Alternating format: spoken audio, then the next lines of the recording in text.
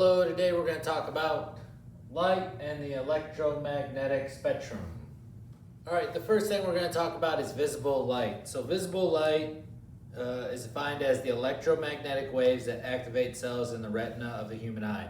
So visible light is the light you see, hence the name visible and light. So in 1962, Isaac Newton, to discover visible light, he did an experiment. He cut a hole in a window of a very dark room, and he placed a prism where a beam of white light would hit it. So what happened when the white light hit it is the waves bent and refracted in all directions, and it broke that white light into the visible light spectrum. Roy G. Biv, so red, orange, yellow, blue, indigo, or red, orange, yellow, green, blue, indigo, violet. And that's their order that they go in by long wavelengths to short wavelengths. So when the colors brought back together, they make white light. So white light is actually made up of all the colors of visible light, but you can't see it until it's refracted. So like in our atmosphere, on our planet, the atmosphere acts as a prism. So when the light hits it from the sun or wherever else it's coming from, the atmosphere actually refracts that light and changes the colors. That's why you see different colors in the sky during the day.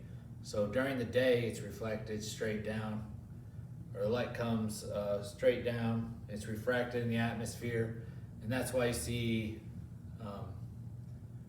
blue, basically. Violet's actually the one you should see, but your eyes see better in blue, so that's why the sky's blue.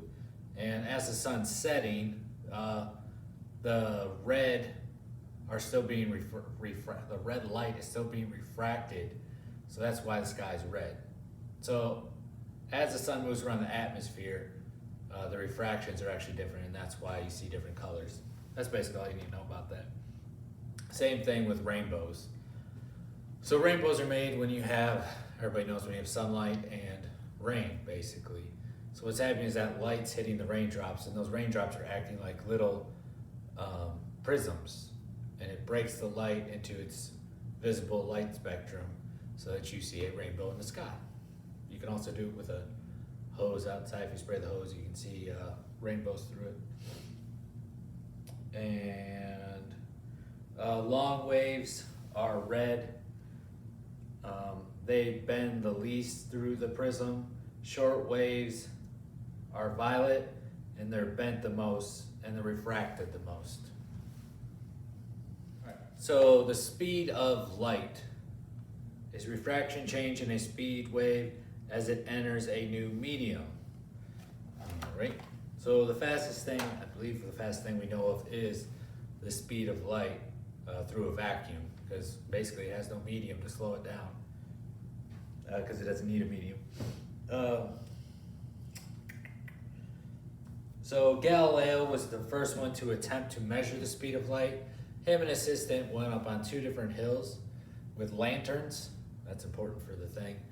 And what happened was the assistant unveiled his light, and as soon as Galileo would see the light, he'd unveil his, and the assistant would measure it. Unfortunately, the reaction speed of a human is not that of the speed of light.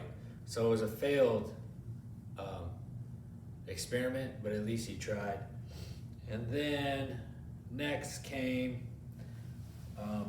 Olaus Romer. He was the first to accurately calculate the speed of light. And what he did is he noticed that Jupiter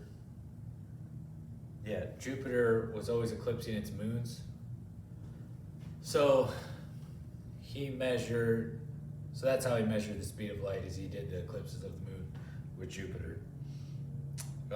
He got very close to today's measure. It wasn't accurate, but he was the first to accurately calculate it. He wasn't perfect on it, like the one we use today, but he was the first one to accurately do it.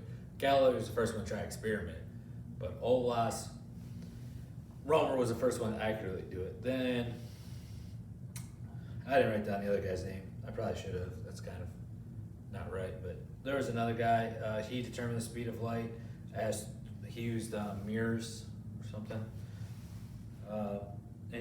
It's the speed of light is known as it's written as this. So speed of light, and it's just this little c is how it's measured. And it's 3 times 10⁸ meters per second is the speed of light that we know today. All right, and this is the last thing we're going to talk about. It's not the best drawing in the world, but I tried my best. The EM spectrum, or the electromagnetic spectrum, so radio waves, then microwaves, infrared rays or heat, visible light, UV rays or ultraviolet rays, X-rays, and gamma rays. Gamma rays is what made the Hulk, Bruce Banner into the Hulk, if you didn't know. Visible light, so this is what we see. So of this whole spectrum, we only see this little tiny portion of all of it. Unless you're the Hulk, you can probably see gamma rays. UV rays are responsible for vitamin D. And so the longer the wavelength, the lower the frequency. The shorter the wavelength, the higher the frequency. So these have a much higher frequency than the radio waves down here because of the size of the wavelength. And radiation comes from any object in the universe above absolute zero. So this is the whole spectrum. I was just showing you, it's small. This is low frequency to high frequency. Yeah. All right, this has been light in the electromagnetic spectrum with a very small section about EM spectrum. If you want to know more about that, I'd go look somewhere else. But this was just for the lesson. Hope it helped. Good luck.